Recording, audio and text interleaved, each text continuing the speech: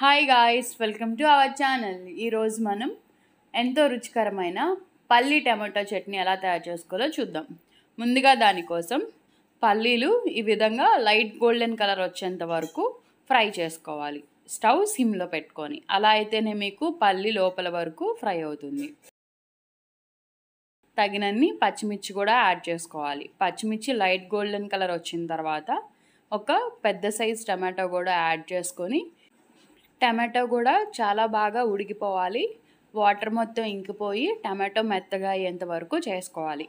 ఈ విధంగా టమాటో పచ్చిమిర్చి వేయించుకున్న తర్వాత ఇది చల్లారేంత వరకు ఉంచుకోవాలి. చల్లారిన తర్వాత ఒక మిక్సీ జార్ తీసుకొని, మిక్సీ జార్లో మనం వేపుకున్న పల్లీలు తీసుకోవాలి. అందులోనే ఒక స్పూన్ జీలకర్ర మరియు రుచికి సరిపడా సాల్ట్ యాడ్ చేసుకోవాలి.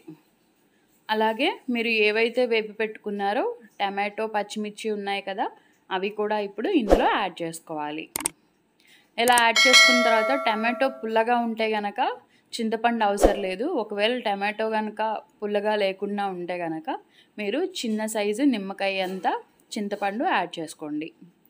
అలాగే 2 వెల్లుల్లి రెబ్బలు వేసుకొని ఈ విధంగా ఫైన్గా గ్రైండ్ చేసుకోవాలి. అంతే, ఎంతో రుచికరమైన టమాటో పల్లీ చట్నీ రెడీ.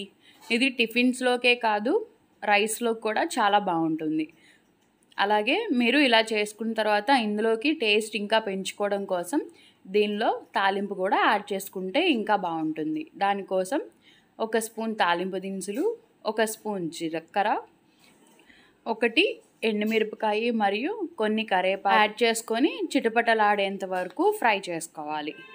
ఇలా తాలింపు వేసుకున్న దాన్ని మనం చట్నీలో యాడ్ చేసుకొని బాగా కలుపుకొని వేసుకోవడమే. అంతే, ఎంతో రుచికరమైన పల్లి టమాటో చట్నీ రెడీ అయింది. ఇదే విధంగా మీరు ట్రై చేయండి. అలాగే నా ఛానల్ని లైక్ చేయండి, షేర్ చేయండి, సబ్స్క్రైబ్ చేయండి. Thank you. బాయ్.